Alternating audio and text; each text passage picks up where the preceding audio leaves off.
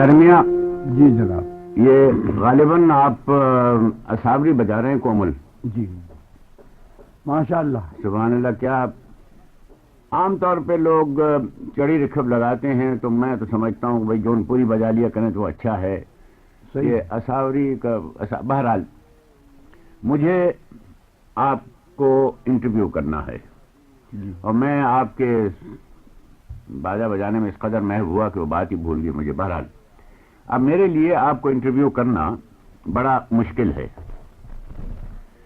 وجہ اس کی یہ ہے کہ آپ کی بہت سی باتوں سے میں واقف ہوں. آپ کا میرا بہت مدت سے ساتھ رہا ہے اور جو کچھ آپ کے میرے کوئی اختلاف رائے ہے وہ بھی مدت سے رہا ہے. بہرحال یہ میں جانتا ہوں کہ اور میں کیا سبھی جانتے ہیں کہ اس وقت ہمارے ملک میں موسیقی پر اگر کوئی مستند طور پہ کوئی گفتگو کر سکتا ہے تو وہ آپ ہی کر سکتے ہیں. جناب کی قدردانی ہے یہ میں اس قابل ہوں. صاحب میں نے خود آپ سے اکتساب کیا ہے اور میں تو بہت ہی ممنون ہوں آپ کا. جو کچھ میں نے باتیں آپ سے سنی ہیں ان کے لیے میں بہت اچھا سرگرداں رہا تھا اور آپ نے مجھے یوں سمجھیے جیسے گھول کر پلا دی ہوں باتیں. اور میں جب تک زندہ رہوں گا بدنام نہیں کرنا ہے آپ کے نام کو. نہ میں گا سکتا ہوں ذہانت ہے ماشاء اللہ. میں نے اچھا قبلہ آپ نے وکالت کی کوئی 30 برس. جی. آپ وہاں بداؤں کے میونسپل کمیٹی کے ممبر رہے کوئی 30 برس. جی. اور آپ اسلامیہ کالج کے وہاں کے وہ رہے صدر رہے. جی. اور خدا معلوم کیا کیا کیا آپ نے. جی. یہ موسیقی جو ہے یہ آپ نے بھیا گنپت راؤ سے بھی سیکھی. جی. اور محمد علی خان صاحب سینیے سے بھی سیکھی آپ نے.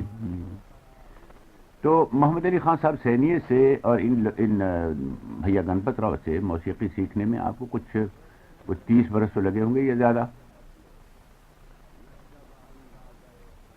سینیے صاحب سے محمد علی خان بڑے محمد علی خان سینیے سے تو کوئی 2-3 برس موقع مجھے ملا. وہ یوں کہ وہ رامپور میں رہتے تھے. جی. اور نواب رامپور کے استاد تھے وہ ان کو بہت مانتے تھے. کون سے نواب صاحب سے؟ نواب حامد علی خان. حامد علی خان. جی.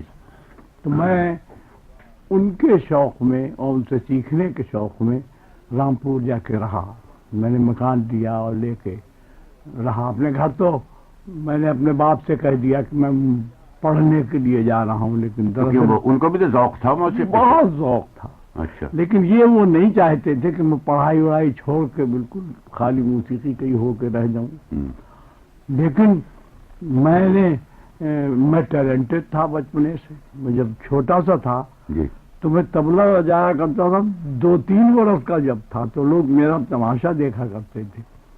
اور ان کے یہاں ایک ارباب نشاط موسیقی کا جمع رہتا تھا. میرے والد کو یہ شوق تھا کہ جو کوئی گویا آیا انہوں نے سنا, انہوں نے اس کی سروسز ریٹین کر لی اور باہر دیوان خانے میں 4 پائیاں بچھی ہوئی ہیں. اس میں کہیں کوئی استاد فن لیٹا ہے, کہیں کوئی سو رہا ہے. تمام گھر سے کھانا پک کے منو آیا کرتا تھا ان لوگوں کے لیے. میری ماں والدہ تنگ ہوتی تھی کہ یہ برائت ہر وقت رہتی ہے ان کا انتظام کرنا, لیکن وہ اور کوئی کام نہیں کرتے تھے سوائے موسیقی کے.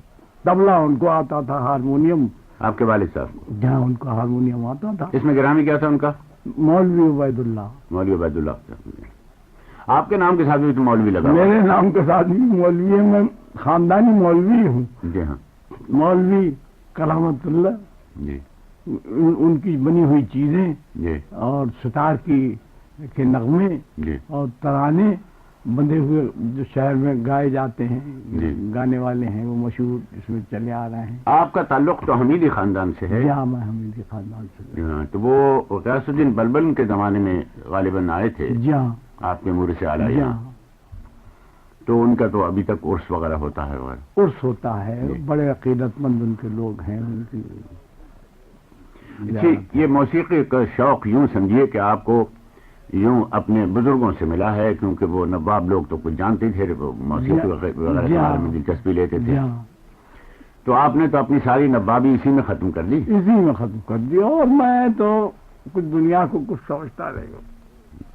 जी, दुनिया में क्या रखा है, असली चीज है, 4 दिन की जिंदगी होती है, खत्म हो जाती है। मैं तो अच्छा प्यारे मियाँ, मुझे मालूम है कि आपने मौसीकी पर किताबें भी लिखी हैं और एक मुखय्यर इदारे की आनत से मैं कोशिश कर रहा हूँ कि वो किताबें आपकी छप जाएं, और यकीनन जब वो किताबें छपेंगी, मैंने मेरी नज़र से गुजरी हैं, तो वो बहुत बड़ा कारनामा होगा। एक इन किताबों को लिखने में और इनकी तदवीन करने में आपको कितना अरसा लगा?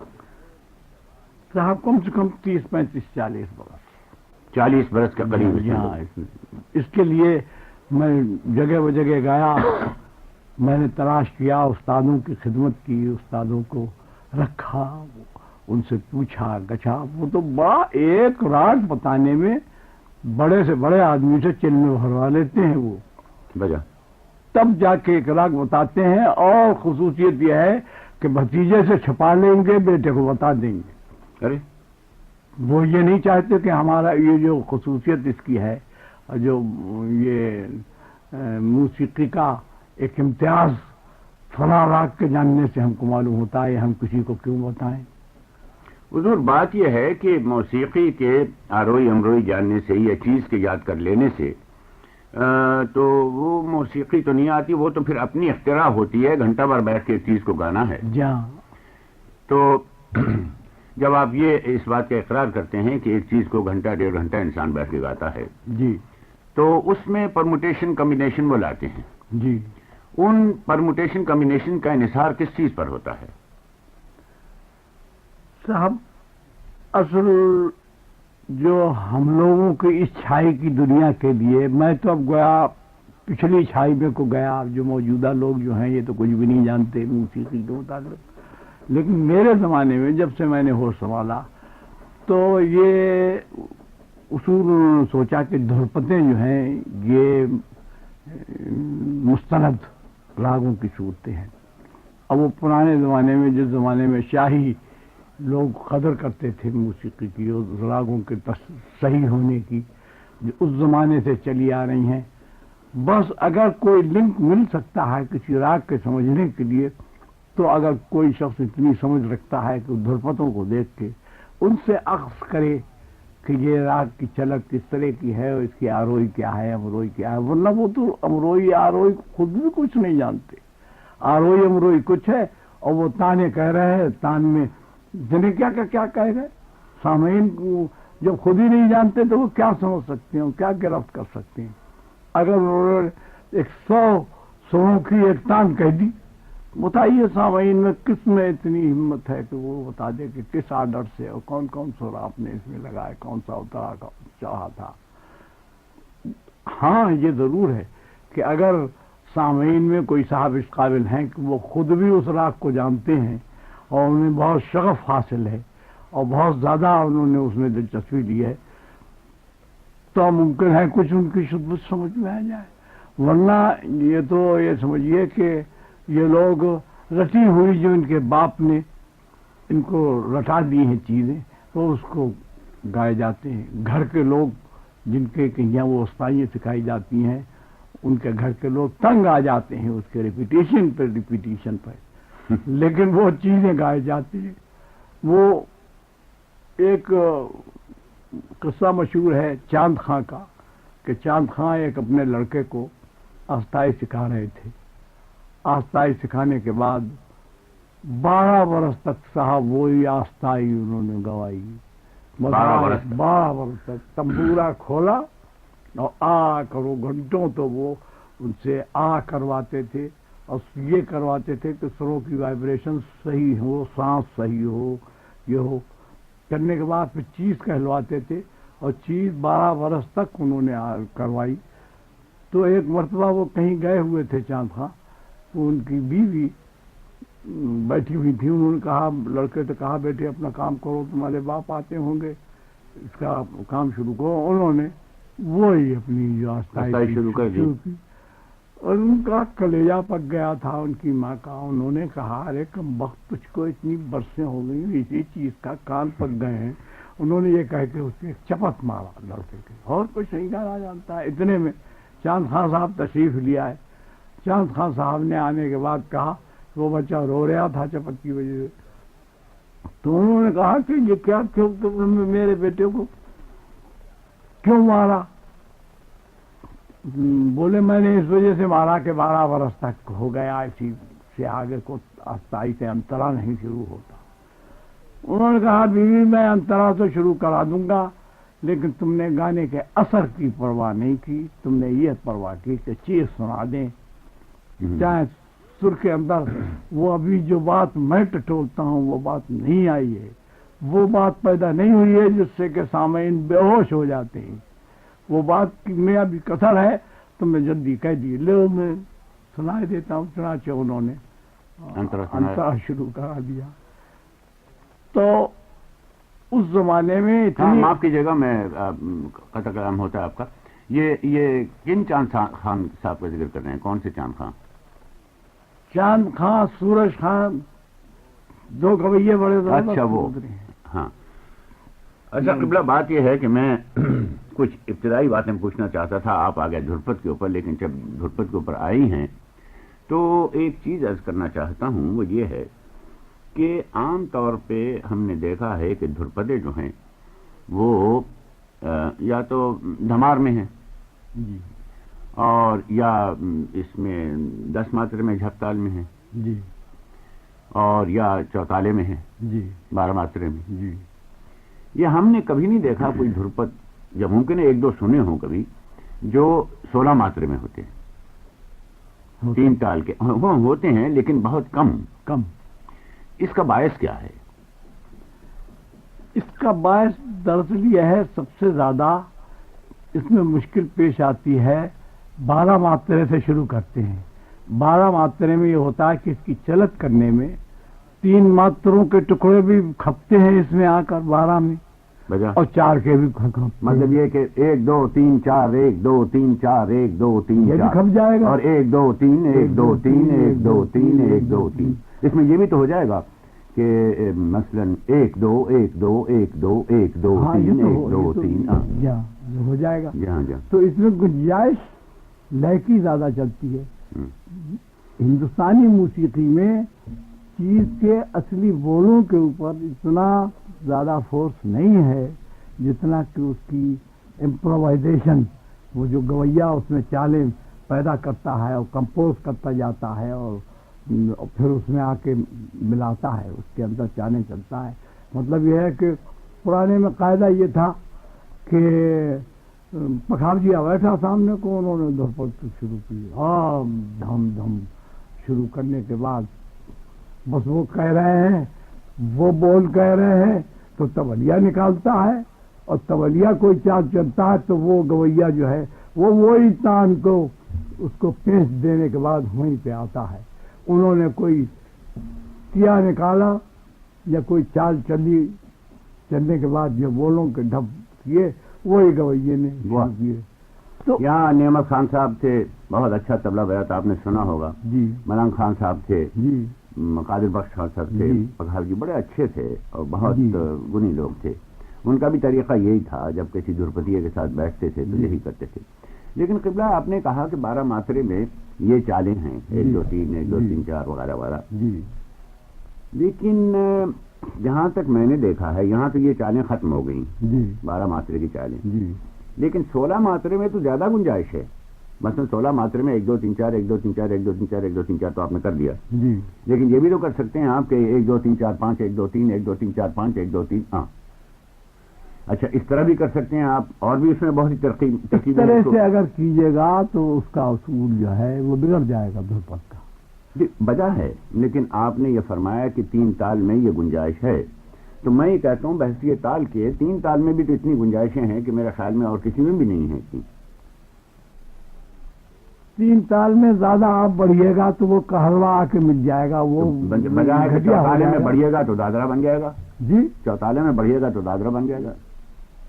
ये कहेंगे 3 ताल के अंदर की तालें चलेंगे, देवड़ी चालें चलेंगे। अच्छा। देवड़ी खाली थोड़ी चलेंगे। अच्छा, देवड़ी चलेंगे, फिर उसका आधा करके पौनी चलेंगे, बजा, फिर उसके बाद उसमें ठापे आ जाएंगे, बजा, तो اور ادھا اس کا کر دیں گے. پھر اس کا حساب لگائیے, اور جب تک کہ آپ خود ریاضی نہیں ہیں اور اس میں دلچسپی نہیں لیتے ہیں تو اس میں تو بیسیوں گنجائشیں پیدا ہوتی ہیں. اچھا, مجھے ذاتی طور پر جھومرا بہت پسند ہے جی, اور شاید اس لیے بھی پسند ہے کہ حضرت امیر خسرو کی ایجاد ہے, اور بھی بہت سی تالیں ہیں ان کی ایجاد, لیکن یہ جھومرا جو ہے 14 ماترے کا, یہ مجھے بہت پسند ہے. اس تال میں کوئی دھرپت میری نظر سے نہیں گزرا. جھومرے بہت تیرے دھمار میں ہوگا صاحب. نہیں, جھومرے میں لیکن جھومرے میں تو دھرپت اکثر ہوتے ہیں. جھومرے میں میں نے دیکھا نہیں کوئی کہیں. آپ کی کتاب میں ہے جھومرے میں کچھ؟ جھومرے اچھا, بندے ہوئے ہیں, میں دیکھوں گا اس میں جھومرے میں. ضرور. ایک جیجاونتی کی دھرپت اس میں ہے جھومرے میں. اچھا, جہاں یاد ہیں آپ کو اس کے بول؟ وہ اگر بجا دیں باجے پہ تو. دیکھیے, اچھا, اس کی ترکیب یہ ہے, جھومرے کی پہچان تو یہی ہوگی نا کہ 1 2 3 1 2 3 4 1 2 3 1 2 3 4. جھومرا یہی ہے نا, 1 2 1 2 3 1 2 1 2 3 جو ہے جھومرا 14 ماترے میں قبلہ.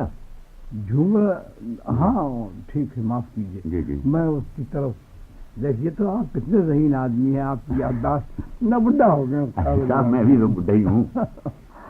ہاں, جھومرے میں دھن دھا ترکٹ دھن دھا دھاگے ترکٹ تن تا ترکٹ دھن دھا دھاگے ٹھیک ہے. ٹھیک ہے, تو یہ جھومرا جو ہے یہ اس میں دھرپت میں نے تو سنے نہیں. یہی عرض کر رہا تھا. ٹھیک ہے, وہ آپ شاید آپ کو ہوری دھمار کے اوپر آ گئے. میں اس پر آ گیا. کاڈھے ٹے کاڈھے ٹے پہ بھی نہیں, بلکہ دھنا دھن دھنا تنا دھن دھنا دھنا دھن دھنا تنا. یہ تو جب تال ہوگی نا صاحب. جب دیکھیے, آپ کو جب تال آیا اور میں ٹٹول رہا تھا کہ مجھے جھپ نہیں یاد آ رہا تھا. Loss of memory, I am suffering from. اچھا, اس کے علاوہ اب جھپتا کا ذکر شروع ہوا ہے تو میں نے ایک دفعہ آپ سے ایک چیز سنی تھی, اور وہ دھرپت جو تھا سولفاختہ کا تھا. جی, دھن نا ترکٹ دھن نا ترکٹ دھن نا کتا. ٹھیک, 5 ماترے میں. جی ہاں, 5 ماترے. وہ اگر آپ کو یاد ہو سنائیے, کیونکہ بہت کم دھرپت لوگ اس میں گاتے ہیں. نہیں, اس میں باجے پہ میں سنائی دی, آپ کو زحمت ہوگی کبھی.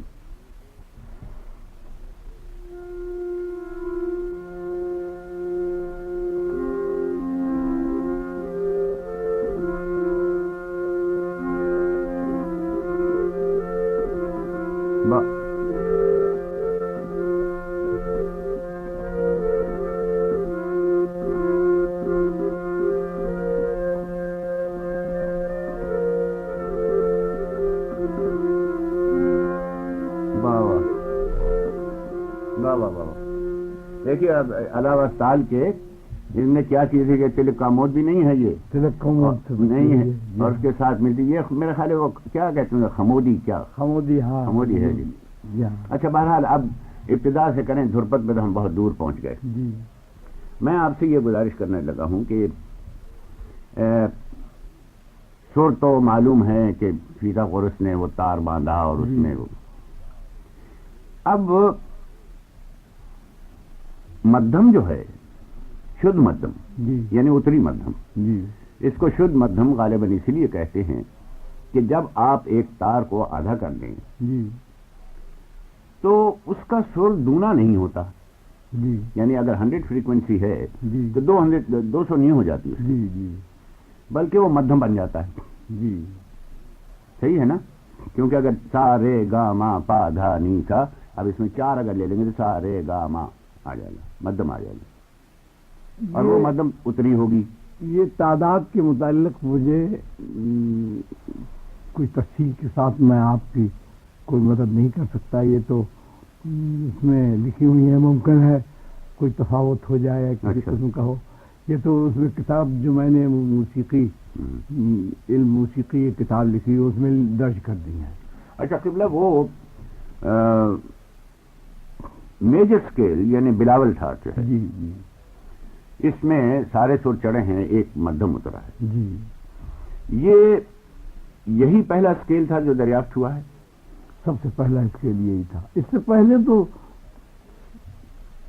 سو پنچم اور سو یہ ایجاد ہوئی. सुर पंचम और सुर, अच्छा, सापासा पहुंचो सापासा, यही हो गया। फिर उसमें और एक सुर ईजाद हुआ। ये रफ्ता रफ्ता सदियों में जाके सुर ईजाद होते गए हैं, और फिर रफ्ता रफ्ता बढ़ते बढ़ते रफ्ता रफ्ता मेजर स्केल तक पहुंचे। फिर मेजर स्केल पे लोग ये समझ गए कि और कोई राग नहीं है, बस सप्तक नहीं है, बस यही स्थान है, यही बिलावल है, यही बिलावल है, और इसी पे तमाम दुनिया की चीजें बंधी, यही चली गई। फिर ये तो बहुत वर्षों के बाद पैदा हुआ है कि और सुर भी हैं, और सारी दुनिया ने भी उसको, मैं ये नहीं कह सकता कि सारे हिंदुस्तान ने लीड किया है इस मामले में सारी दुनिया को। ये तो अपनी अपने राग, अपनी अपनी डफली सभी बजाया करते हैं, लेकिन मैं इतना ज़रूर समझता हूँ कि यूनानी लोग इस मामले में, दिमागी मामलात में सबसे आगे रहे हैं, और जहाँ उन्होंने और बहुत सी इजादात की हैं, उसके साथ में ज़रूर मौसीकी में भी उन्हीं को सबकत हासिल होगी दूसरों। ये तो जाहिर बात है कि उनको जाहिर बात है, और अरबों ने इसमें बहुत कुछ किया। अच्छा क़िबला, ये बिलावल ठाठ के बाद जी मसनब देखिए, आम तौर पर कितनी मशहूर चीज़ है भैरवी जी, और इसमें सभी सुर उतरे हैं जी। तो आपके ख्याल में ये भैरवी जो है, ये बिलावल के बाद की इजाद है? यकीनन। अच्छा जी। तो गोया जिसमें भी उतरे सुर लगे हैं जी, वो सब बाद की इजाद है, या जिसमें भी चढ़ी मध्यम लगी है, सिवाय मध्यम के, उतरी हुई मध्यम के, जिसको शुद्ध मध्यम कहते हैं, और वो गलती आज तक चली जाती है। हालांकि शुद्ध मध्यम की बजाय तीव्र मध्यम होना चाहिए। शुद्ध की बजाय तीव्र क्यों? शुद्ध की बजाय तो शुद्ध की से मेरी मुराद नहीं है, मेरी मुराद यह है कि सारे गामा पादा नीसा में असली, आप चाहें तो मैं तो समझता हूँ राग दो ही हैं, एक तो भैरवी जिसमें सब उतरे हैं सिवाय खरज पंचम के, या ये कि ऐमन कल्याण सब सुर तेवर है। इसको आप ये कह सकते हैं कि ये एक राग की सूरत है, और ये बुनियाद है और रागों की हर एक के मुतालिक। लेकिन अब वो तो पुराने ज़माने में जो फैल गई बात, जो प्रोपेगेंडा फैल गया, वो फैल गया। लेकिन क़िबला, ये तो मैंने तस्लीम किया कि अगर सब उतरे सुर हैं तो एक बुनियादी बात हुई जी, या सब चढ़े सुर हैं एक बुनियादी बात हुई जी। लेकिन बिलावल को जब आप करार देते हैं बुनियादी एक ठाठ, तो उसमें एक सुर उतरा है, बाकी सुर सब चढ़े हैं जी। इसको बुनियादी हैसियत क्यों कर हासिल हो गई? बुनियादी हैसियत सिर्फ इस वजह से हासिल हो गई कि सुरों को जो दरियाफ्त किया गया, उसमें उन तारों के वो जो उन्होंने लगाए थे जी, उसकी गिरफ्त में शुद्ध मध्यम आ गई। अच्छा, अब जब वो आ गई तो उन्होंने उसको शामिल कर लिया, और वो एक मैथमेटिकली एक खास पॉइंट पर आके रुकी, इसलिए उस तार का टुकड़े करना, हिसाब बांटना सहल हो गया, लिहाजा वो उसी पे चल पड़े। दूसरे ये कि आप देखिए, तीव्र मध्यम लगाना जरा सरगम करिए तो जरा मुश्किल मालूम होता है। किसमें? आप सरगम करने बैठिए, सारे सागा सामा, अच्छा, आप सामा शुद्ध मध्यम तो बहुत सहल लगा लेंगे, वो जो आपसे कोई कहे सामा चढ़ी मध्यम लगाइए तो जरा मुश्किल पड़ेगी। लेकिन एक दफा जब शुरू हो जाए, मसलन ऐमन कल्याणी गाने लगे जी, तो फिर तो कोई दिक्कत नहीं रहती। नहीं तो रहती है, लेकिन बहुत से सुरों को की संगत करने में मध्यम के जी मुश्किल पड़ती। माधा जाते पंचम बीचों छोड़ा, तो इसमें तो 20 राग बने हैं, जरा ज्यादा उबूर सुरों पे रखने की जरूरत पड़ती है। और ये जो आपने शुरू कर दिया ऐमन का किस्सा, तो मैं आपसे अर्ज करूं, क्या आप आमतौर पे हमने आजकल गवैयों से ये सुना है कि ऐमन और चीज़ है और ऐमन कल्याण और चीज़ है, और मैं समझता हूं कि ऐमन कल्याण में सिवाय इसके कि उतरी मध्यम कभी कभी लौटते वक्त लगा दी जाए, जी, اس میں اور ایمن میں کوئی فرق نہیں ہے جی. اور ایمن میں جس کو آپ ایمن کہتے ہیں اور اس میں اگر کبھی اتری مدھم لگ جائے تو کوئی حرج نہیں ہے اس میں، بلکہ خوبصورتی پیدا ہو جاتی ہے بشرطے کہ کمی کے ساتھ لگائی جائے. جی. صحیح ہے ہی نہیں. جی. تو پھر سوائے اس کے کہ کبھی کبھی ایمن میں اتری مدھم لگا دی جائے. جی.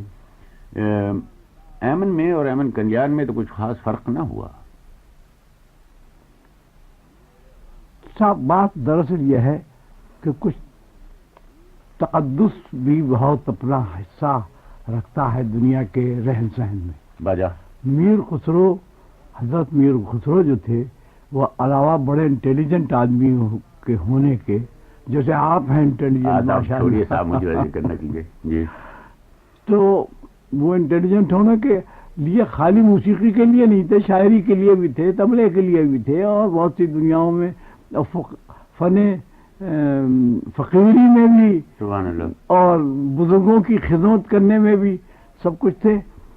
اس لیے ان کا پروپیگنڈا دنیا میں ایسا ہو گیا تھا کہ ان کے بڑے مرید ہو گئے تھے. وہ ایک قسم کے خلیفہ ہو گئے تھے حضرت نظام الدین اولیاء رحمۃ اللہ علیہ کے. جی. تو انہوں نے ایمن کلیان کو سننے کے بعد یہ ان کے ذہن میں یہ بات پیدا ہوئی کہ اس میں اگر شدھ مدھم لگائی جاتی ہے کبھی کبھی تو اچھی معلوم ہوتی ہے. اور واقعہ یہ ہے کہ اچھی.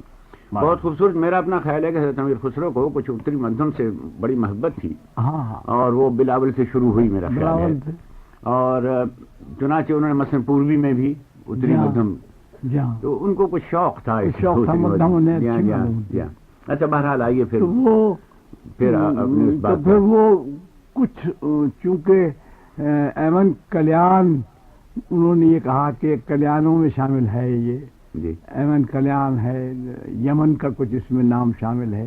تو کچھ لوگوں نے اس کو تبرکاً سمجھ کے اپنا لیا، اور جب یہ زیادہ پاپولر ہو گئی اور ہر شخص کے ورد زبان ہو گئی تو ایک چیز جو دوسری اس کے تقابل میں گائی جاتی تھی، گویا خالی ایمن جناب، اس کی پاپولیرٹی کم ہو گئی. میں نے جو شدھ ایمن ہے جی وہ بھی چیز دیکھی ہے، اور میرا خیال ہے آپ ہی کتاب میں بھی ہے. جی. شدھ ایمن. شدھ ایمن تو بچوں کا کھیل معلوم ہوتا ہے، سیدھے سیدھے چلے جاتے ہیں. جی ہاں، سیدھے سیدھے. لیکن جو ایمن امیر خسرو کی ایجاد ہے، جو گاتے ہیں ہم لوگ ایمن، اس میں انہوں نے یہ کمال کیا ہے کہ سب سر جو ہیں ان کے وہ وکر ہو کے آتے ہیں. وکر ہو کے آتے ہیں، اور اس میں ایک شکل خاص قائم ہوتی ہے. اس میں کچھ بعض موقع پہ پوریا کا سا ٹنج، پوریا کا سا جیسے اچھا وہ تو مادھا پنچم چھوڑ دیں گے، پنچم چھوڑ مادھا جائیں گے، تو یہ شکل تو پوریا کی سی ہے. یہ بھی مجھے تھوڑی سی شکایت ہے کہ اگر یہ سمپورن راگ ہے تو اس میں جاتے وقت پنچم کیوں چھوڑی جائے؟ چھوڑنا نہیں ہے، چھوڑا نہیں ہے، چھوڑا نہیں ہے. کبھی کبھی چلت میں اس کی چاشنی دی جاتی ہے، اور پھر چاشنی دینے کے بعد پھر اتری مدھم لگائی جاتی ہے، تو وہ ایک اپنا ایک لطف دوبارہ پیدا کرتی ہے. سبحان اللہ.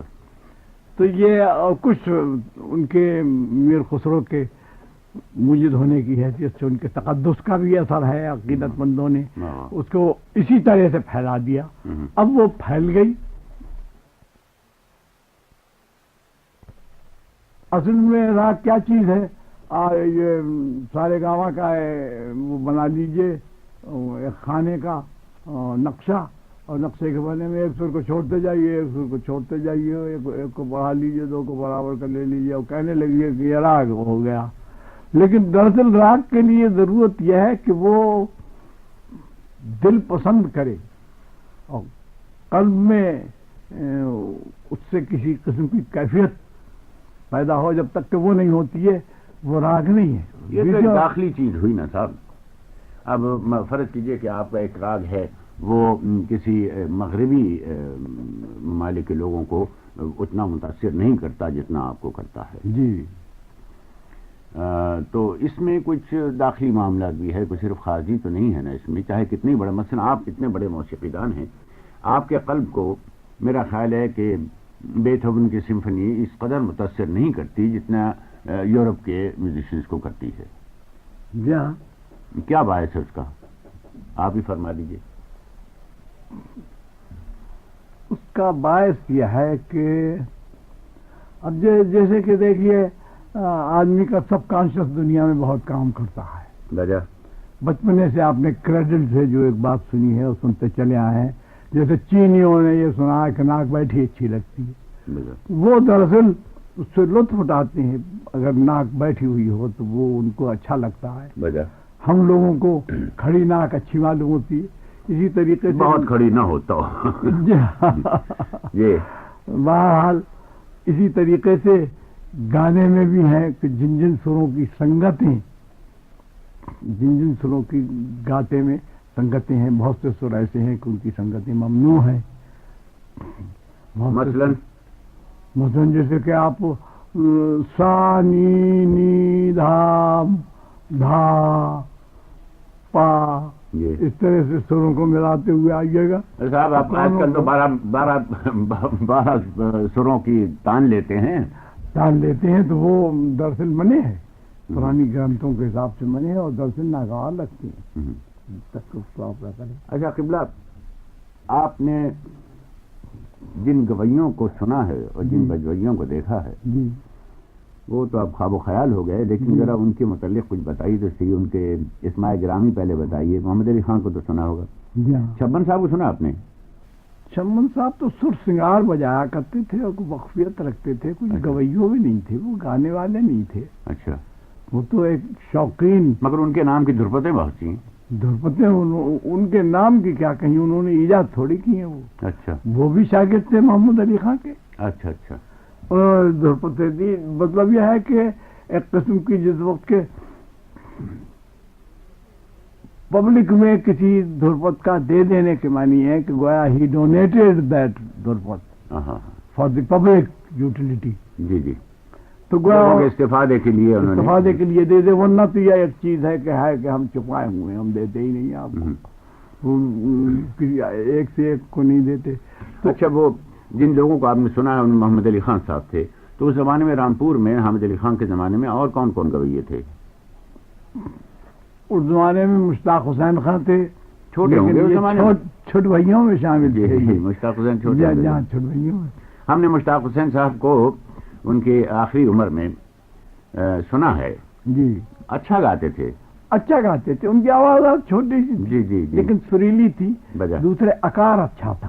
تان اچھی کہتے تھے. جی ہاں جی. تان جانا آنا اترنا چڑھنا. اور میرے خاص طور پہ آروہی کی تان ان کی بڑی اچھی تھی. جہاں وہ دراصل رامپور کے رہنے والے نہیں تھے. لوگ سمجھتے ہیں کہ وہ رامپور کے تھے. وہ تو ہیں بدایوں کے رہنے والے. آپ کے یہاں کے؟ جہاں. مگر صاحب آپ اتنے پرانے بداؤں کے رہنے والے اور آپ بھی بدایوں کہتے ہیں، یہ تو سمجھ میں نہیں آئی. ہاں لفظ دراصل تو بداؤں ہے نا. بداؤں ہے. اور پرانے زمانے میں بداون بھی کہتے تھے. پہلے بداون را سلام پہلے زمانے میں. ہاں ہاں ہاں. پھر اس کے بعد بداؤں ہوا. پھر اب مشہور بدایوں ہو گیا. یوں ہی میری یاد. ہاں تو اور کن کن کو سنا آپ نے؟ ان کے یہ تھے شاگرد اصل میں عنایت حسین خان کے. عنایت حسین خان کون؟ ان کے خسر تھے اور ان کے کنویدار کے تھے. اور ان کے برابر سہسوان ایک قصبہ ہے. اچھا. ہاں. پہلے وہ ضلع بھی رہ چکا ہے سہسوان. اس میں تمام شرفا لوگ رہتے تھے اور رئیس لوگ رہتے تھے. اور اب کیا تو وہ عنایت حسین خان صاحب گویے تھے. گویے تھے. بڑے عمدہ گویے تھے. وہ احمد وہ علیہ فتو نہیں بلکہ کون گویے تھے باہر ان کے. وہ ان کے شاگرد تھے. ان کے داماد بھی تھے. یہ علیہ فتو سے مراد آپ کی فتح علی خان ہے. فتح علی خان ہے. اور یہ جوڑیاں مشہور ہیں. آپ نے سنا تھا ان کو؟ فتح علی خان صاحب کو. فتح علی ان کو سنا تھا. عاشق علی خان کو. اچھا. ان کے فتح علی خان کے ساتھ کیسا گاتے تھے صاحب؟ اچھا. یہ معلوم ہوتا تھا وہ جس وقت گاتے تھے کہ یہ آپ گئے سر سے.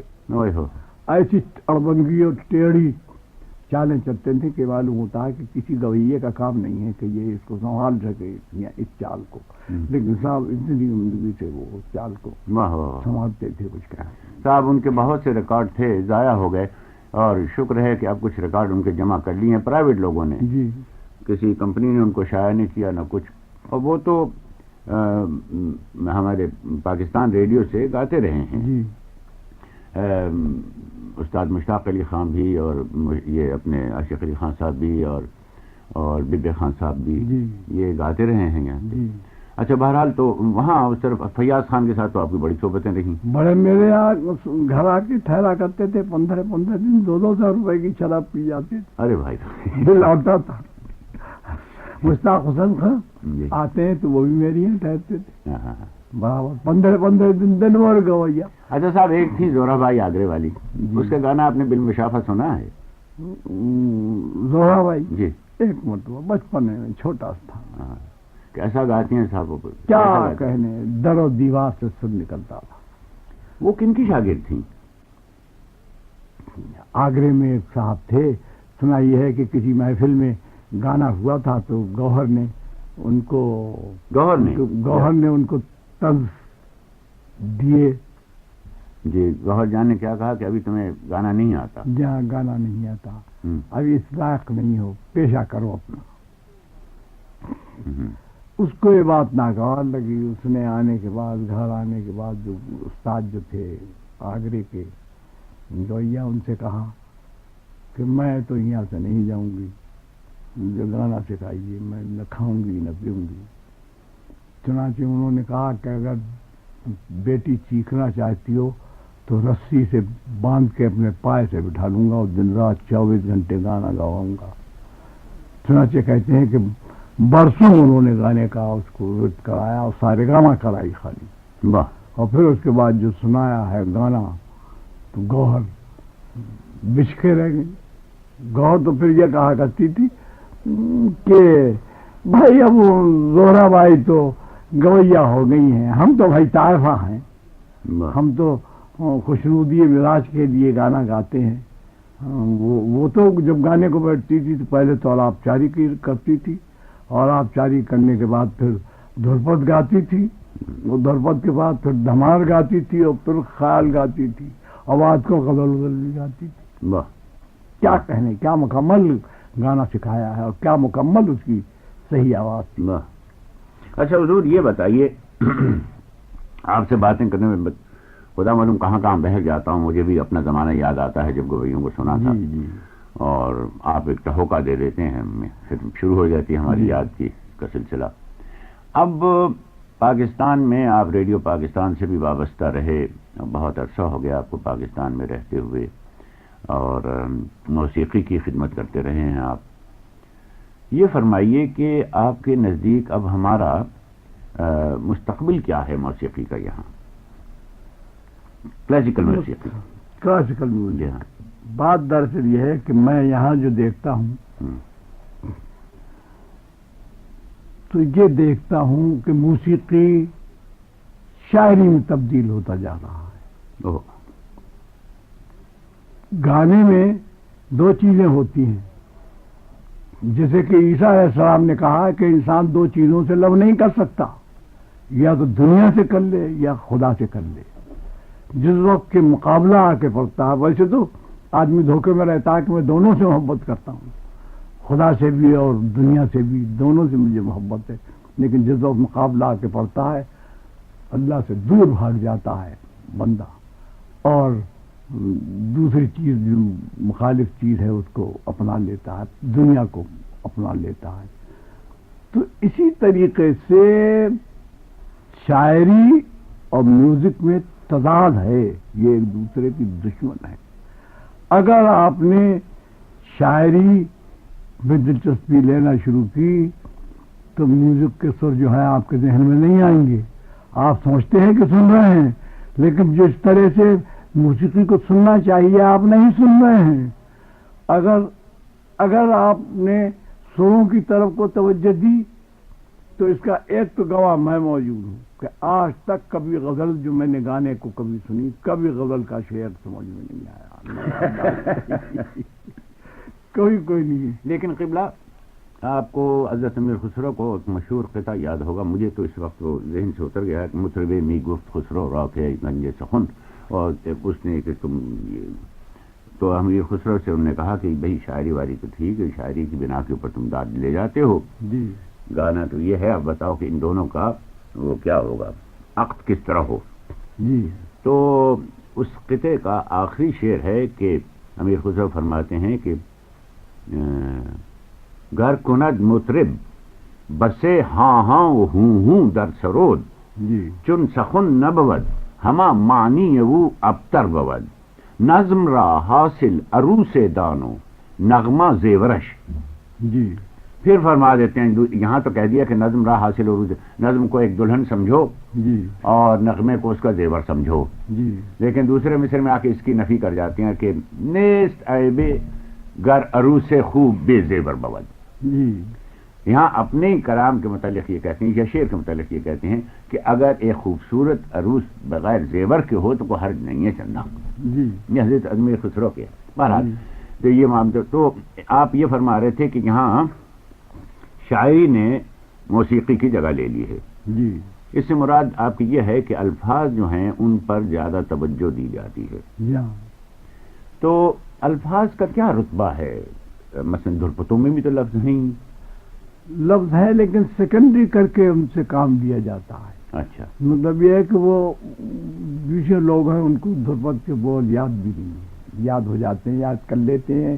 بات یہ ہے کہ گوؤں کی طرح کچھ بولے تو جب جیسے کہ الاپ چاری ہوتی ہے اس میں نا تیرے نا توم تانا نا یوں کرتے ہیں، کوئی کچھ کرتے ہیں، تو آواز نکالنے کے لیے بھی تو کوئی ٹھکانہ ہونا چاہیے.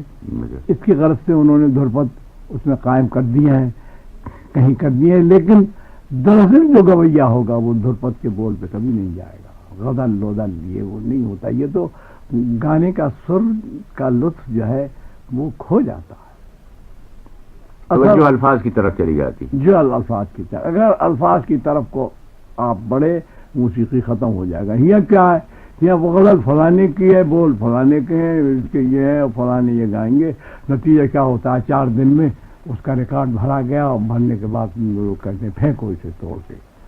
مگر صاحب زورا بھائی کا ریکارڈ جو ہے پی کے ہم تم جو چلے ہم جھومتے میں خانے سے، وہ تو صاحب ہم پھینکنے کو جی نہیں چاہتا. کبھی نہیں پھینکیں گے آپ، وہ کبھی نہیں پھینکیں گے. کیا باعث ہے؟ آخر اس کا باعث یہ ہے کہ اس کے گلے میں سر ہے. ہاں تو یہ تو نہ کہیے نا کہ الفاظ کا استعمال جو ہے وہ ٹھیک نہیں ہے، کیونکہ یہ زورا کی مثال آپ کے سامنے موجود ہے. اور بیسیوں کجریاں اور ٹھمریاں اور دادرے گائے گئے ہیں. جی. اور یہ آپ کے گوہر جان نے گائے ہیں بس. جی. تو ملکہ جان نے گائی ہیں. جی. اور زورا بائی نے گائی ہیں. جی. وہ تو صاحب نقش ہیں ہمارے دل پر. نقش تو ہیں، لیکن آپ اس کے معنی یہ ہے کہ آپ پورے طور کے اوپر مکمل طور پہ اپریشیٹ نہیں کرتے. اگر آپ اس کا گانا سن کے اور صحیح گانا سننے کے بعد بے ہوش نہیں ہوتے اس کی آواز سے خالی. اب آپ یہ نہیں دیکھتے کہ ایک آپ شعر کہتے ہیں کہ میں بڑے رنج و محن میں ہوں اور بڑے دکھ میں ہوں، اس میں وہ مزہ نہیں ہوتا جس وقت کہ ایک بلکتی ہوئی آواز عورت یا مرد گاتا ہے اور روتا ہے، حروف کے ساتھ میں روتا ہے. اس سے جو آپ کے قلب پہ اثر ہوتی ہے اس میں تو کوئی الفاظ نہیں ہوتے، لیکن وہ ایکسپریسٹ اس کے مقابلے میں زیادہ ہے. شعر کے مقابلے میں جو آواز کا لہجہ اثر رکھتا ہے وجہ ہے، وہ الفاظ نہیں رکھتے. الفاظ تو بہت دور چیز ہے، کھوجا ہے. میں آپ سے متفق ہوں، اور اگر عرض کرنے کی اجازت دیں تو عرض کروں گا کہ الفاظ کا دائرہ تو بہت محدود ہوتا ہے. مثلا اگر پشتو کے الفاظ ہیں تو وہ پشتو تک محدود ہیں، اور اگر پنجابی کے ہیں تو وہاں تک محدود ہیں، اگر جرمنی کے ہیں تو وہ جرمن لوگوں تک محدود ہیں. لیکن سروں کا حلقہ محدود نہیں ہے. یہ 12 سر تو سب جگہ ہے. اس لیے اس کی طرف زیادہ توجہ دینا یقیناً موسیقی کے لیے ضروری ہے. موسیقی سننے کے لیے الفاظ پہ اتنا زور دینا تو میں اس کو تو آپ کے خیال میں اس وقت ہم الفاظ پہ زور دے رہے ہیں، موسیقی پہ زور نہیں ہے. دیکھیے ہمارے ہاں بھی یہ ساز بہت سے آ گئے ہیں جو پہلے نہیں تھے. یہی ہارمونیا بجا رہے تھے، یہ کہاں سے پہلے، تو یہ ساز آ گیا ہے. میں تو اس کو مشین ہی کہوں گا، ساز تو ذرا مشکل ہے کہنا ایسے.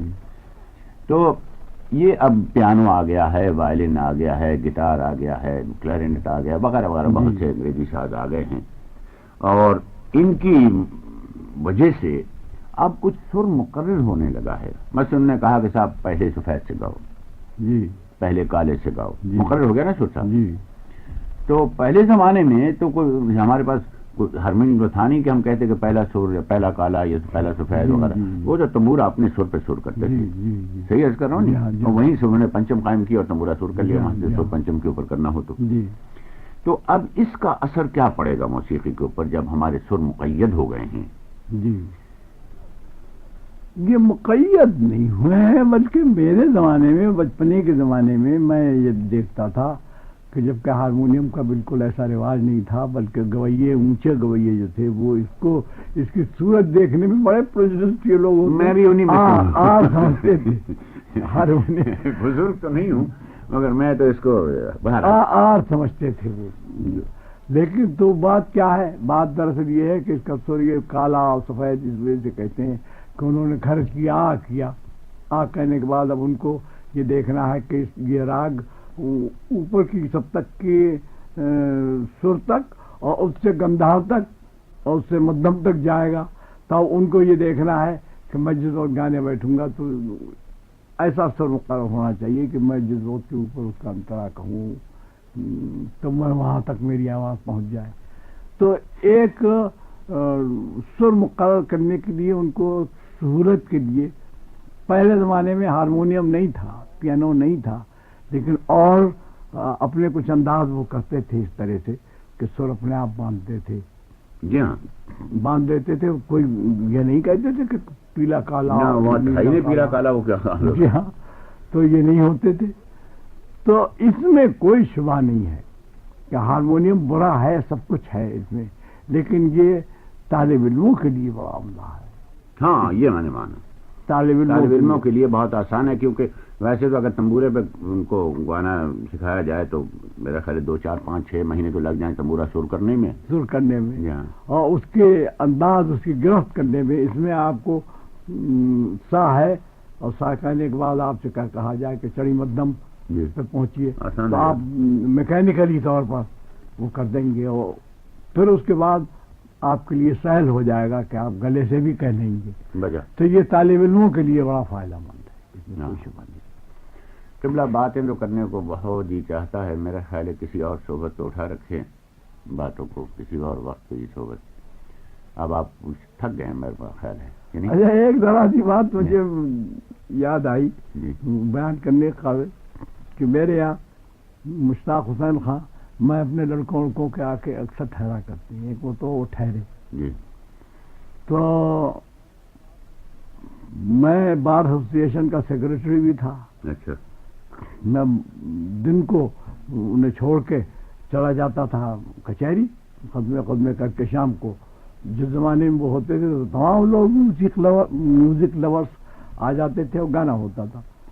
تو میں جو گیا بار ایسوسیشن میں تو وہاں کے سب وکیل لوگ میرے پیچھے پڑ گئے. ارے بھائی مشتاق حسین خان ہے تمہاری یہاں؟ میں نے کہا ہاں بھائی آئے. تو بولے بھائی آج کل بارش نہیں ہو رہی ہے اور بہت پریشانی پھیلی ہوئی ہے، کاشتکار بڑے پریشان ہیں. ان سے کہہ کے میں گوا لو اور میں برسوا لو. ارے میں نے کہا بھائی یہ میں تو کیسے کہہ سکتا ہوں کہ میں برسوا دوں؟ میں کہوں گا ان سے بہرحال آج تم آؤ، آج گانا ہوگا. چنانچہ تمام سب لوگ جمع ہو گئے، ایک اتفاق کیا. میں نے مشتاق حسین کیا، مشتاق حسین نے کان پکڑے. ارے توبہ اللہ، میں کس قابل، میں تو بڑا پرہیزگار آدمی بڑا اچھا. میں ایسا بڑوں کا منہ چوڑاؤں گا کہ جن لوگوں نے کہا ہے کہ گانا ہوگا یہ ہوگا، میں بھلا اس کام میں لیے میاں خدا کے واسطے میرے لیے مت کہنا، میں اس کا دعویٰ نہیں کرتا ہوں. یہ وہ خیر ہونے کے بعد شام کو سب لوگ جمع ہوئے. وہ مشتاق حسین خان جا کے بیٹھنے کے بعد ملاریں شروع ہوں. میں بانسری بجا رہا تھا، میں بانسری بجایا، میاں کی ملار اور فلانی ملار، وہ بھی گائے اور تو کچھ ہوا نہیں. سب لوگ بیٹھے تھے، بادل آ گئے اور سب لوگوں نے کہا بھائی بارش ہو جائے گی، ہم گھر کو جا رہے ہیں۔ اور نتیجہ یہاں تک پہنچا کہ جب سب لوگ چلے گئے تو بارش ہو گئی۔ جب گانا ختم ہو چکا، مشتاق حسین خان نے اللہ رونا شروع کیا۔ ہاں تو اللہ کے کام ہے اس میں تو۔ لیکن میں تو یہ کہوں گا کہ میں نہیں کہہ سکتا کہ سائنس کے پوائنٹ آف ویو سے، ارے نہیں صاحب، سائنس کے پوائنٹ آف ویو سے تو بالکل غلط ہے۔ یہ کہ اتفاق تھا۔ اب آپ وہ یورپ میں ہمیشہ بارش ہوتی ہے، جو لوگ گناہے گاتے رہتے ہیں تو بارش ہوتی ہے۔ اچھا قبلہ، آدھا بجا رہا تھا۔